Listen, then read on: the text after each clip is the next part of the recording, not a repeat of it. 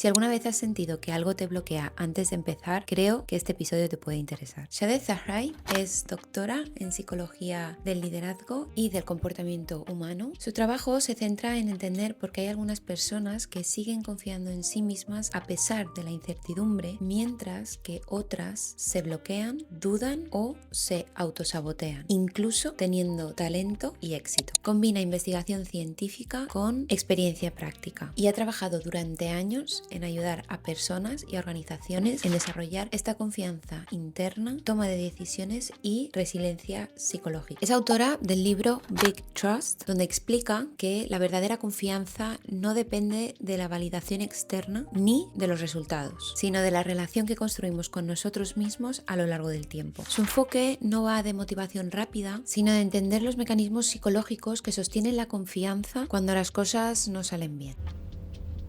En este episodio vamos a explorar por qué tendemos a necesitar sentirnos preparados antes de empezar algo, cómo la falta de aceptación nos acaba frenando y de por qué el éxito no siempre va acompañado de bienestar. Vamos a hablar de autoestima, autoeficacia, roles, identidad y de qué pasa cuando dejamos de confiar en nosotros mismos. También compartiremos alguna herramienta práctica para empezar a movernos incluso con dudas, ampliar nuestra tolerancia a la incomodidad y construir una confianza más estable y real. Antes de empezar, quisiera explicar dos términos que en inglés se dicen de manera diferente y en castellano se traducen con la misma palabra, pero realmente estamos hablando de dos conceptos completamente diferentes. Por una parte tenemos self-trust y por otra tenemos confidence. Ambas palabras se traducen al castellano como confianza. Ahora bien, vamos a tener que matizar para poder entender mejor este episodio. Confidence es la confianza basada en el resultado. Se apoya en habilidades, logros y validación externa. Fluctúa bastante, sube cuando van las cosas bien y baja cuando fallamos. Es muy visible desde fuera. Por otro lado, tenemos self-trust. Es la confianza basada en la relación contigo mismo. No depende del resultado. Tiene que ver con la coherencia interna, es decir, hacer lo que hemos dicho que vamos a hacer. Es silenciosa, estable y bastante más profunda. En resumidas cuentas, confidence se rompe cuando fallas y self-trust es lo que te sostiene cuando fallas. Este último es el que vamos a desarrollar en profundidad a lo largo del episodio. Dicho esto, la confianza en uno mismo influye en varios aspectos de nuestra vida. Para nuestro entrevistador, la confianza en uno mismo separa a quienes hacen de los que sueñan. Demasiados de nosotros estamos esperando a sentirnos seguros antes de actuar, a sentirnos hábiles, es decir, a confiar en nuestros resultados. Y esa es la razón por la que muchos de nosotros posponemos ideas u objetivos. Sin embargo, nuestra entrevistada asegura que la confianza en el resultado viene después de empezar, después de tomar acción, porque después de tomar acción nos demostramos a nosotros mismos que efectivamente somos capaces de hacer aquello que nos hemos propuesto. Tomar acción refuerza nuestras habilidades, aumenta nuestras capacidades y construye lo que se conoce como autoeficacia. Y claro, como acabamos de comentar, nosotros nos esperamos a poder sentirnos así para poder tomar acción. Pero si esto se supone que viene después, ¿qué es lo que viene primero? En este caso sería la confianza en uno mismo. Shaded explica que tras años de investigación y basándose en la enorme cantidad de estudios que existen, hay una idea que se repite. Si no confías realmente en ti mismo a lo largo de las 4 dimensiones que forman esta confianza en uno mismo, inevitablemente nos vamos a frenar. Vamos a dudar, vamos a sobrepensar, a esperar a sentirnos preparados. Y sin darnos cuenta, nos acabamos convirtiendo en nuestro mayor obstáculo. E incluso, aunque acabemos siendo exitosos, siempre acabaremos sintiendo que nos falta algo. Lo primero que debemos de aprender y de tener en cuenta es que la reputación con uno mismo es muy importante. Es decir, debemos de considerarnos personas en las que se puede confiar. Cuando nos proponemos hábitos nuevos y no los cumplimos, en ese momento estamos entrenando a nuestro cerebro a creer que no podemos confiar en nosotros mismos. Y de la misma manera, cuando somos fieles a lo que decimos, a lo que pensamos y lo mostramos en nuestros actos, provoca que confiemos en nosotros mismos. Confiar en uno mismo es el primer paso antes de conseguir nada. Comentan un estudio que se condujo con 8.000 personas donde se proponían un objetivo el día 1 1 de enero y la gran mayoría habían terminado por romper ese objetivo para el día 21. Entonces, la pregunta es, ¿por qué hay tanta gente que se propone nuevos objetivos, nuevos hábitos, aunque sean pequeños, y no son capaces de cumplirlos? Según nuestra entrevistada, se reduce a la imagen que tenemos nosotros de nosotros mismos. ¿Cómo determinamos cómo nos vemos y qué hay realmente detrás de esto? El libro que os comentaba de Shade parece que no está publicado en castellano y en este libro describe las 4 dimensiones que hemos comentado anteriormente. Pero antes de desarrollar en las 4 dimensiones, vamos a entender por qué la autodestrucción realmente es una profecía autocumplida. Y esto, por cierto, se comenta en el capítulo de Ellen Langer, si no me equivoco es el capítulo número 4, donde hablamos de la percepción y de cómo la percepción puede cambiar nuestra vida. Hay un estudio de 1970 que nos da una visión de cómo la manera en la que nos mostramos al mundo está directamente influenciada por nuestras creencias y por tanto nuestras creencias influyen directamente en nuestros resultados. Robert Clegg, un profesor de psicología, reunió a un grupo de personas y la idea es que mantuvieran conversaciones con extraños. Antes de que mantuvieran estas conversaciones, dividió al grupo en 2. A uno de los grupos les pintó una cicatriz que les atravesaba la cara hasta la comisura de la boca. Y antes de que empezaran a mantener estas conversaciones, les permitía mirarse al espejo para que tuvieran una visión clara de la cicatriz y de cómo se les veía. Al volver de mantener dichas conversaciones, informaron de cómo se sintieron durante ellas. El grupo que tenía la cicatriz sintió que fue una conversación tensa, se sintieron juzgados, que el interlocutor era frío y básicamente sintieron que se les había tratado diferente por tener esa cicatriz. Lo interesante de este estudio es que, volviendo a la parte previa a las conversaciones, se les dio al grupo que tenía la cicatriz un bálsamo que en teoría lo que hacía era que no se estropeara la cicatriz, que no se cuarteara. Pero realmente lo que hacía ese bálsamo era borrar la cicatriz. Por lo tanto, la realidad es que este grupo que creía tener una cicatriz en la cara al mantener las conversaciones no la tenía. Ellos entraron a las conversaciones creyendo que iban a ser tratados diferentes y por lo tanto percibieron aquello que creían. Y para más Inri había un tercer grupo neutral que vio en vídeo estas interacciones de ambos grupos y ellos informaron de que no detectaron ninguna diferencia entre las conversaciones que mantuvieron los que se suponía que tenían la cicatriz y los que no tenían. Básicamente era todo una percepción individual. Esto es lo que llaman los psicólogos sesgo de expectativa. Esto significa que vemos, interpretamos y reaccionamos según lo que creemos que va a pasar. Funciona de la siguiente manera. Nuestra atención se dirige a lo que vaya a confirmar nuestra expectativa. Interpretamos los hechos de forma coherente con esa idea y ajustamos nuestro comportamiento en consecuencia. En este estudio, la expectativa estaba vinculada con la apariencia física, pero en realidad va mucho más allá de eso. Es una expectativa más profunda que tiene que ver con cómo creemos que debemos de ser tratados. ¿Crees que eres digno de ser amado? ¿Crees que eres válido? ¿Crees que eres capaz?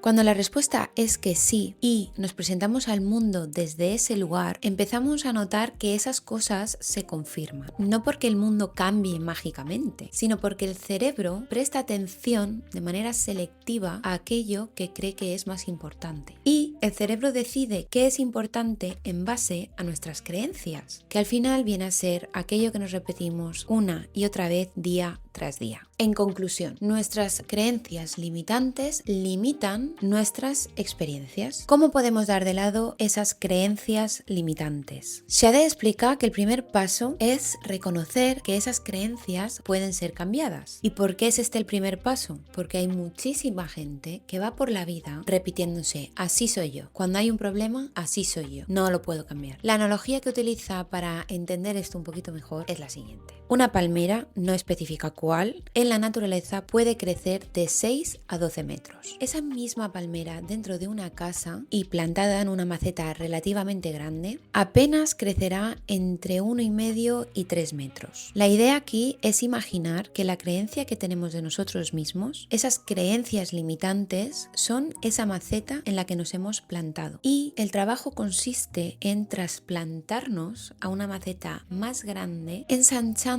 los límites en los que vivimos. O mejor aún, plantarnos directamente en el exterior, dejando atrás todos esos límites. No podemos ir más allá de la opinión que tenemos de nosotros mismos. Si no creemos en nosotros, si no creemos que somos capaces, que podemos manejar situaciones, o bien no lo intentaremos, o bien si lo intentamos, acabaremos saboteándonos a nosotros mismos, porque en el momento en el que nos topemos con un obstáculo, se reafirmará esa opinión negativa que tenemos sobre nosotros mismos. Desarrollemos ahora estas 4 dimensiones que hemos comentado. Estas dimensiones son los 4 conceptos fundamentales sobre los que construimos esa opinión sobre nosotros mismos. En realidad, esos 4 conceptos son rasgos de la personalidad y combinados forman esa imagen de quienes somos. Lo realmente interesante es que no se quedan solo en una idea abstracta. Se ha visto que dependiendo del nivel que tenga cada persona en cada uno de estos rasgos, se es capaz de predecir resultados muy concretos. Los metaanálisis realizados a partir de cientos de estudios han mostrado que en conjunto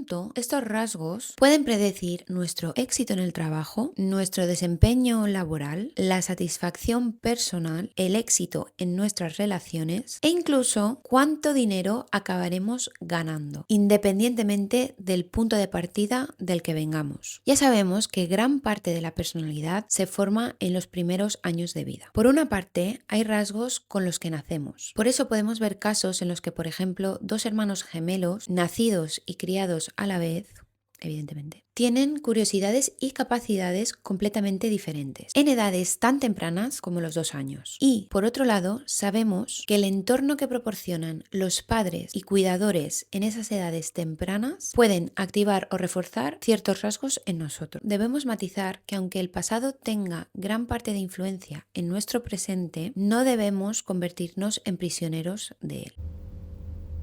La personalidad es lineal a menos que decidamos intervenir. Para ello, tenemos que ser proactivos en el proceso de intentar cambiar algo de nosotros mismos, como por ejemplo yendo a terapia o aplicando ciertas herramientas que hemos aprendido a través de la lectura o a través de podcast, etc. Porque es muy fácil volver a nuestro antiguo yo, a nuestra personalidad base en la que hemos navegado durante años. Y esto es porque es donde nuestro cerebro se siente seguro, por lo que en un momento dado, si hay una situación en la que se siente incómodo, va a buscar esa seguridad, y es volviendo a los hábitos antiguos. El primer rasgo del que vamos a hablar es uno de los factores más profundos que impulsan la duda en uno mismo, y cuando está fuerte, cuando es alto, se convierte también en uno de los principales motores de la confianza en uno mismo. Este rasgo es el de la autoestima. La falta de autoestima equivaldría a la falta de aceptación. Es decir, el hábito que deberíamos reforzar para mejorar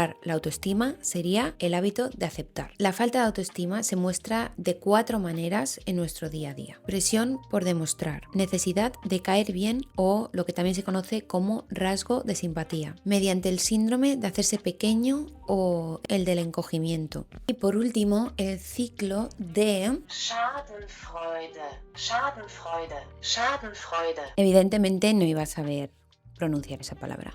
El ciclo Schadenfreude describe sentir alivio, placer o validación cuando a otra persona le va mal, especialmente si tú te sientes inseguro o insuficiente. Realmente no es maldad, sino más bien una estrategia inconsciente para aliviar ese malestar. La falta de aceptación crea un vacío y llenamos ese vacío con lo que sea que creamos que nos va a dar ese valor. Por ejemplo, si nosotros nos nutriésemos del éxito laboral para sentirnos mejor, nos acabaremos identificando con nuestro trabajo, por lo que sería algo como yo soy mi trabajo, y luego pasaríamos por un proceso que la científica Maya Shankar, que es científica cognitiva y experta en el comportamiento humano, conocida por divulgar cómo los roles, las etiquetas y las expectativas influyen en nuestra identidad, llama a este proceso que acabamos de comentar antes de esta breve explicación, fusión de identidad de rol, donde terminamos sintiendo que todo lo que somos se reduce a nuestro título laboral. Esto también se puede observar en otro tipo de roles, como por ejemplo el de padres que en esta etapa de su vida su rol principal es el cuidado de sus hijos y se sienten profundamente identificados con el hecho de ser padres o madres. Más allá de eso, dejan de saber quiénes son. Lo que pasa es que cuando aquello con lo que nos identificamos deja de estar, nos despiden, nos jubilamos maduramos, nuestros hijos se independizan, dejamos de saber cuál es nuestro valor, dejamos de saber quiénes somos y dejamos de saber a qué dedicarnos porque siempre nos hemos definido por esa etiqueta. O incluso, en el caso de muchos matrimonios, una vez los hijos se independizan, se dan cuenta que ya no tienen nada en común porque habían priorizado tanto a los hijos, se habían identificado tanto como padres, que una vez se han marchado se han dado cuenta que ya nada les une.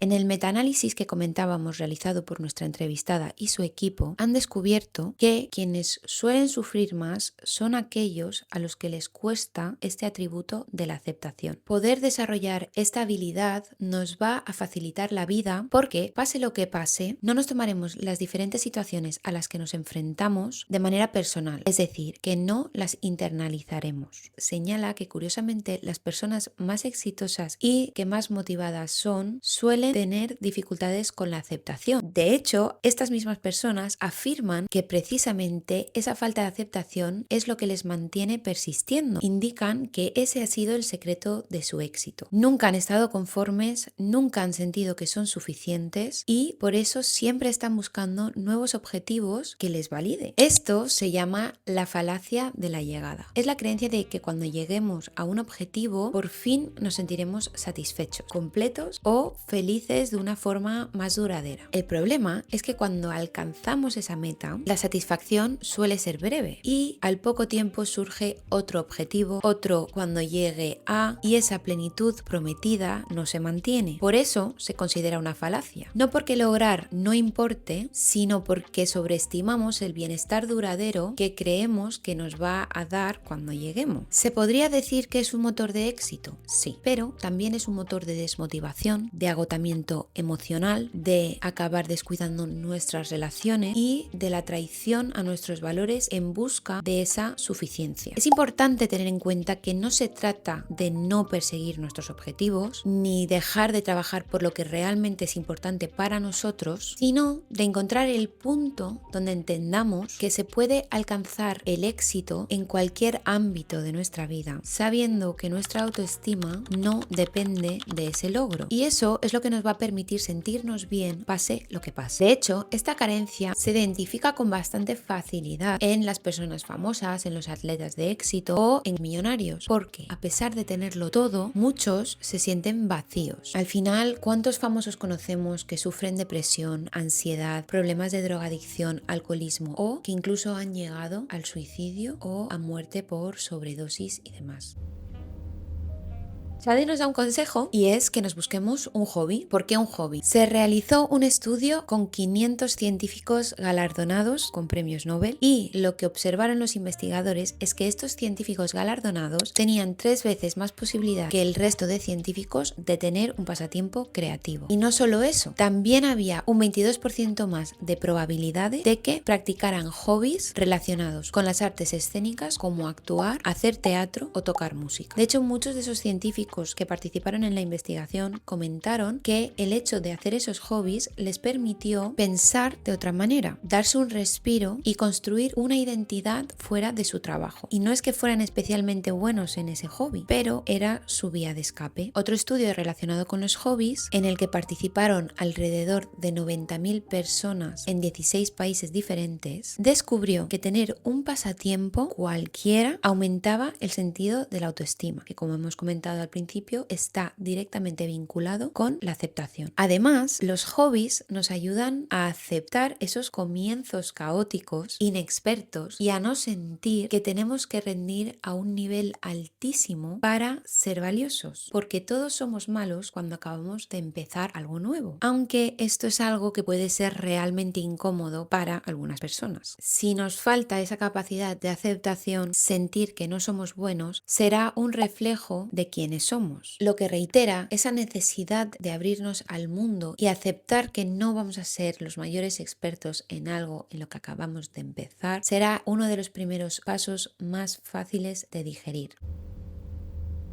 Resumiendo, los hobbies nos dan una identidad fuera de las etiquetas autoimpuestas. Nos recuerda que podemos hacer cosas más allá de nuestro trabajo u obligaciones. Nos da la conciencia de que no tenemos que sobresalir en absolutamente todo lo que hacemos. Activa diferentes partes del cerebro, sobre todo cuando hablamos de pasatiempos creativos. Con algunos hobbies podemos entrar en un estado de meditación. A lo mejor cuando somos principiantes, no tanto, ya que este estado requiere cierta habilidad, pero a su vez requiere cierta sensación de reto. Esto en inglés lo llaman entrar en el flow, the state of flow, y nos permite recargar energía y olvidarnos durante ese rato de nuestros problemas. Y los pasatiempos al final nos hacen personas más interesantes, nos permiten conocer a gente nueva, nos hace más propensos a conectar y a hablar sobre cosas que están fuera de nuestro día a día. Dudar de uno mismo, dudar de nuestras capacidades, de nuestro valor, de quiénes somos, más allá de nuestra identidad, es completamente normal. Las dudas no son necesariamente tóxicas, no significa que estemos rotos. De lo que se trata es de cómo elegimos responder a estas dudas.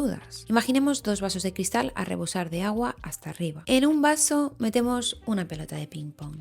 ¿Qué pasa? La pelota flotaría, ¿no? Y el agua apenas rebosaría el vaso. Ahora, en el otro vaso metemos una pelota de golf. ¿Ahí qué pasa? La pelota se hunde al fondo del vaso y encima rebosará el agua. Vale, pues ahora imagina que nosotros somos ese agua. Si vemos esas dudas como la pelota de ping pong, sabemos que están ahí flotando encima de nosotros, pero no va a afectar a nuestra identidad. Podemos elegir procesarlas si lo necesitamos o simplemente dar de lado esas dudas si no son relevantes para nosotros. Comenta que se han dado cuenta que la gente que es más feliz y exitosa en términos de confiar en uno mismo suelen compartir este rasgo. No se centran en eliminar esos pensamientos y esas dudas, sino que se centran en quiénes son y reconocen que son simples pensamientos, no somos nuestros pensamientos y no tenemos por qué aceptar las emociones que nos provocan. Lo que podemos hacer es procesarlos sin interiorizarlos. Asimismo, la pelota de golf sería esos pensamientos y esas dudas interiorizadas. Recordemos que el agua rebosa con esta pelota de golf. Esto refleja la manera en la que perdemos parte de nosotros mismos cuando vivimos con esas dudas y esos pensamientos negativos. Aunque saquemos esa pelota del vaso, el agua no vuelve a llenarse mágicamente. Entonces no solo se trata de desprendernos de esos pensamientos, de esas dudas y no interiorizarlas, sino que conlleva el trabajo de volver a conocerse, de saber quiénes somos y cuál es nuestra identidad real. Para ello, nuestra entrevistada nos aconseja volver a la raíz, evocar nuestros valores y conectar con ellos de nuevo. Hay una esencia en nosotros de quiénes éramos antes de cualquiera de los roles que hayamos aceptado en el presente. No debemos olvidarnos que hemos cambiado, que hemos aprendido y que no tenemos por qué volver a ser esa misma persona, pero sí podemos reinventarnos teniendo en cuenta esa esencia y esos aprendizajes.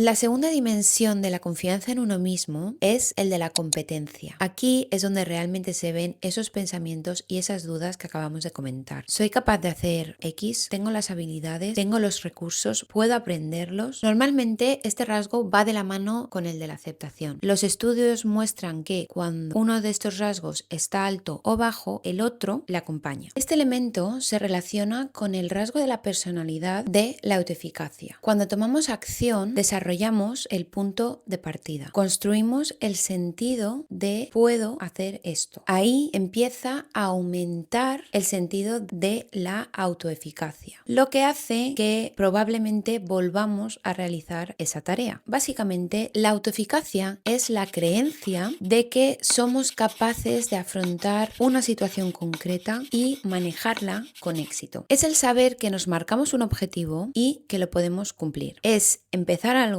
y hacer lo que haga falta para que prospere, aunque no todo vaya como la seda, porque sabes que al final encontrarás la manera de retomar el rumbo. Para poder mejorar y fortalecer este rasgo, debemos centrarnos en el atributo entrenable de la agencia personal, es decir, la capacidad de decisión sobre uno mismo. Cuando hay una falta de agencia personal, a menudo vemos personas que tienen el síndrome del impostor, que esto viene a ser personas que se sienten como fraude, se comparan con las habilidades y capacidades de otras otras personas, lo que nos lleva a sentir que no somos suficientes. O vemos a personas que no empiezan proyectos u objetivos porque sienten que no llegan a los niveles de habilidades y capacidades que se necesitan. Hilando con esto último, también podemos observar a personas con bastante titubeo antes de empezar algo, donde nos ocupamos de preparar, organizar e investigar acerca de aquello que queremos hacer, que nos lleva a creer que estamos haciendo algo y que estamos siendo productivos, cuando realmente lo único que estamos haciendo es posponer el comienzo. En resumidas cuentas, las personas que tienen falta de agencia personal suelen esperar a estar preparadas, a tener las capacidades o el conocimiento, etcétera, antes de empezar cualquier cosa. Cuando realmente la clave está en empezar y aprender por el camino, disfrutar del proceso y no prestar atención al resultado final deseado, porque no lograremos estas cosas hasta que no empecemos y no podemos dominar una habilidad si no la practicamos. No tenemos que ser perfectos, solo tenemos que ponernos en marcha.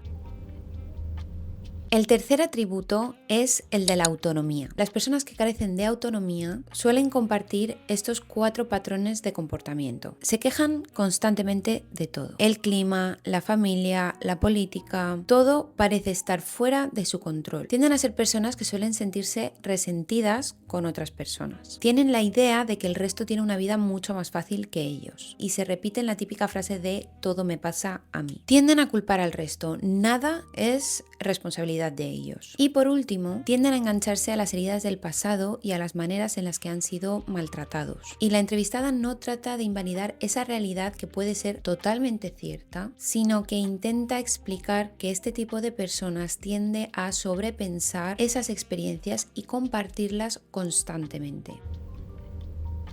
En psicología existe un término que se llama locus de control. Describe dónde creemos que está la causa de lo que nos ocurre en la vida, dentro o fuera. Cuando tenemos locus de control interno, creemos que nuestras decisiones influyen en los resultados, que podemos aprender, que podemos cambiar y mejorar y que tenemos margen de acción. Si tenemos locus de control externo, creemos que todo depende de la suerte, de otras personas o de otras circunstancias, que no tenemos mucho control real y lo que podemos hacer no va a cambiar gran cosa. Esta última es una posición victimista en la que además nos sentimos muy cómodos porque no tenemos que asumir la responsabilidad sobre las cosas que nos van ocurriendo y además se tiende a recibir validación externa porque pobrecitos de nosotros que estamos sufriendo X situación. Las personas con locus de control interno suelen persistir más, suelen sentirse más responsables de su vida y a tener mayor sensación de agencia y autoeficacia. No se trata de culparnos y responsabilizarnos sobre todo lo que nos va ocurriendo, sino de reconocer dónde tenemos margen de acción. Es real, es completamente real que a veces nos ocurren cosas que no quisiéramos y que son injustas, pero el cerebro no sabe distinguir entre realidad e imaginación. Los estudios muestran que cuando nos quejamos, reactivamos las mismas partes del cerebro que se activaron durante la situación en sí. Por lo que al quejarnos, estamos de nuevo reviviendo esa situación una y otra vez. Y lo único que acabamos consiguiendo es sentirnos peor. No solo eso, el cerebro está diseñado para magnificar aquello en lo que nos centramos. Al quejarnos, nos estamos centrando en el problema, no en la solución ni en nuestro poder de acción sobre lo ocurrido. Al final nos volvemos un imán de la negatividad sin ni siquiera darnos cuenta. La palabra clave en todo esto es la constancia. Todos nos quejamos de vez en cuando. No es un delito ni es un problema si es ocasional. Yo soy la primera y además de todo lo que hablamos en este episodio me he visto muy reflejada en algunas cosas y me ha ayudado a abrir los ojos para empezar un camino de mejora. El problema real viene cuando la queja es constante. Nos da un consejo para poder redirigir estos pensamientos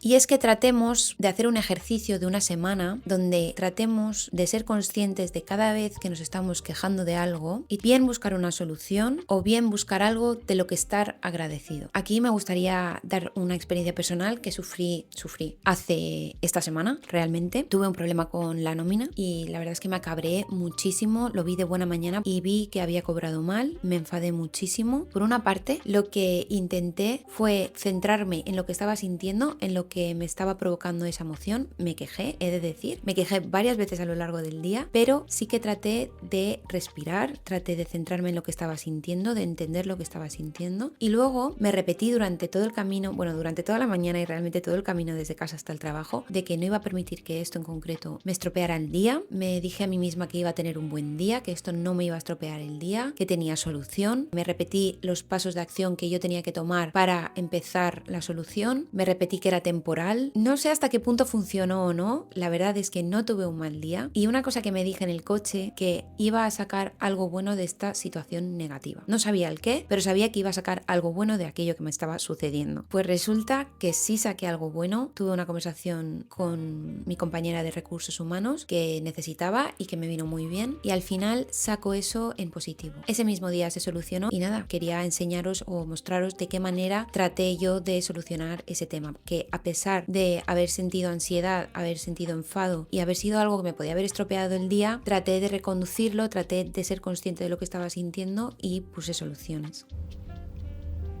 Siguiendo con el capítulo, cuando estamos en un estado de enfado o de ansiedad o de miedo, es muy difícil sentir gratitud. Esto se llama incongruencia emocional. Estamos en un estado de negatividad y estamos intentando tratar de pasar a un estado de positividad, lo cual al cerebro le cuesta porque es tratar de pasar de un estado emocional a otro completamente diferente. Por lo que Shadé añade que si nos está costando encontrar gratitud en lo que sí tenemos, tratemos de encontrar gratitud en lo que no tenemos. Sería una manera de transicionar poco a poco de un estado emocional a otro sin que el cerebro se resista tanto. Nos deja una frase muy bonita, y es que cada vez que sufrimos un obstáculo es o bien una razón para crecer o una razón para rendirse. La elección es nuestra. Nada va a cambiar si no elegimos hacer algo al respecto. Las consecuencias de las cosas que nos van ocurriendo, por muy injustas que sean, siempre van a alcanzarnos. Por lo que es elección nuestra enfrentarnos a la situación con un plan de acción o huir y encontrarnos de frente con esas consecuencias más adelante sin ningún tipo de plan que nos pueda ayudar. Pasemos del por qué a mí al ahora qué, teniendo en mente que hay cosas que podemos controlar y hay otras que no. De lo que está en nuestro control, tomamos acción. Y de lo que no, volvemos al rasgo número 1 y aceptamos que esa parte del evento en concreto está fuera de nuestro círculo de control. Según nuestra entrevistada, los escáneres cerebrales muestran que la única manera de poder crecer y aprender es sintiéndonos incómodos, saliendo de nuestra zona de confort y enfrentándonos a situaciones que no dominamos. Sentirnos incómodos es una señal de que estamos ampliando nuestras posibilidades. Podemos reconfigurar vías neuronales en nuestro cerebro cuando nos enfrentamos a situaciones incómodas. Y al repetir estas situaciones nos damos cuenta que poco a poco son menos incómodas. Esto es como la hipertrofia muscular. Si siempre cogemos 5 kilos para hacer bíceps, nos acostumbraremos y llegará un punto en el que dejaremos de ver resultados. Sin embargo, si poco a poco vamos subiendo el peso, pasamos por esa situación incómoda de sentirnos débiles y de que no podemos seguir, literalmente vamos a romper fibras musculares y el músculo creará tejido más fuerte.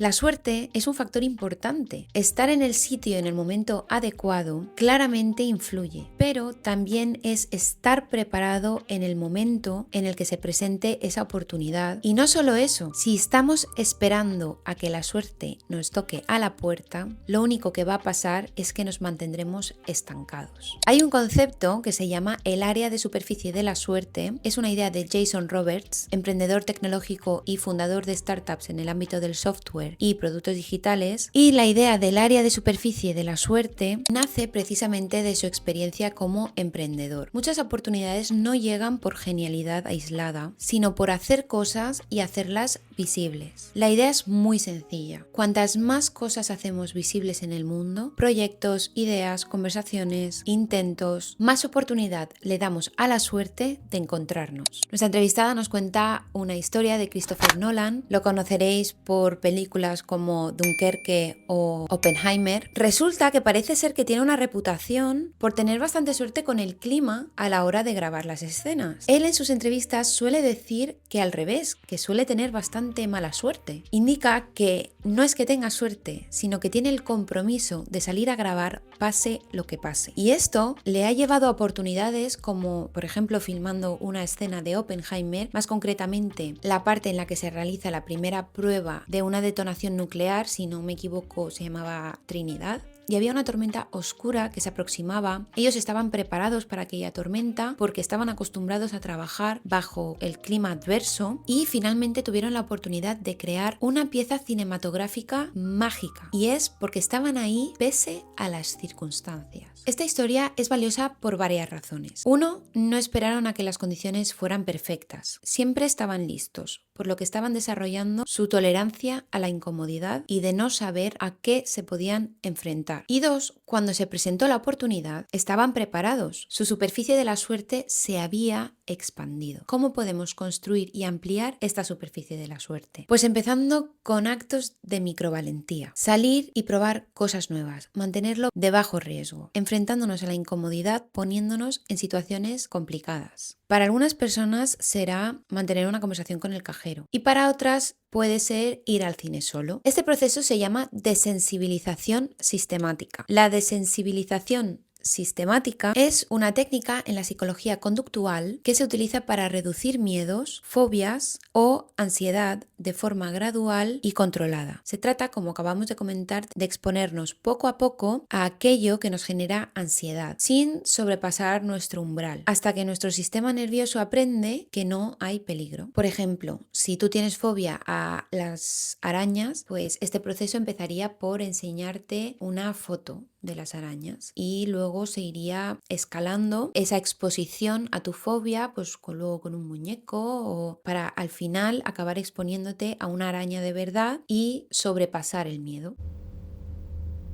El cuarto y último rasgo de las dimensiones de la confianza en uno mismo es la adaptabilidad. La adaptabilidad en el contexto de la confianza en uno mismo está directamente vinculada a la manera en la que respondemos a nuestras emociones. En su libro plantea una pregunta: ¿puedes mantenerte emocionalmente estable a pesar de las dudas? Es la capacidad de manejar el estrés sin que cambie quiénes somos. Es la capacidad de contestar con compostura en vez de con reactividad. Para terminar, si te has sentido identificado, si consideras que tienes carencias en alguna o varias de estas 4 dimensiones y por ende tienes una falta de confianza en ti mismo, Shadé nos aconseja que si no sabemos por dónde empezar, que intentemos primero tener claro a dónde queremos ir, no en términos de logro final, sino en quién nos queremos convertir. Visualicemos dónde queremos estar, cómo nos queremos sentir, cómo nos queremos mostrar al mundo y qué queremos hacer, teniendo en cuenta que no queremos quedarnos estancados en ese punto de imaginación del futuro, porque hacer eso o bien podría drenar nuestra energía y dejarnos sin para empezar a actuar, o bien podemos sentirnos tan minúsculos con el futuro que quisiéramos conseguir que ni siquiera nos demos la posibilidad de intentarlo. Visualizarnos y hacer una lista con todas las cosas que tenemos que hacer para llegar a ese objetivo y otra lista con todas las cosas que se pueden torcer durante el camino. Y por último, una lista con el pensamiento inverso, con las acciones que tomarás cuando se presenten esos obstáculos. Esto se llama intención de implementación. Decidir con antelación qué vas a hacer, cuándo y en qué situación. Y así no dejarlo a la fuerza de voluntad del momento. Por ejemplo, una intención vaga podría ser decir: quiero hacer más ejercicio. Una intención de implementación sería: si es lunes, miércoles o viernes a las 6:30, me pondré las zapatillas y saldré a andar 30 minutos. Los estudios demuestran que si hacemos esto somos más propensos a perseverar y a llegar al lugar donde nos hemos propuesto. Básicamente se trata de visualizar tu objetivo a largo plazo, a dónde quieres llegar, y luego tus objetivos a medio y corto plazo que tienes que realizar para poder llegar a ese objetivo más grande. Con esto terminamos, espero que os haya gustado, yo he aprendido muchísimo, me ha encantado realizarlo, lo he disfrutado mucho y si os gusta este tipo de contenido y queréis seguir escuchando y aprendiendo juntos tanto a mí. No olvidéis darle like, compartir, suscribiros y comentarme qué temas os gustaría escuchar para poder echarles un ojo y tratar de hacer un capítulo sobre ello. Muchísimas gracias.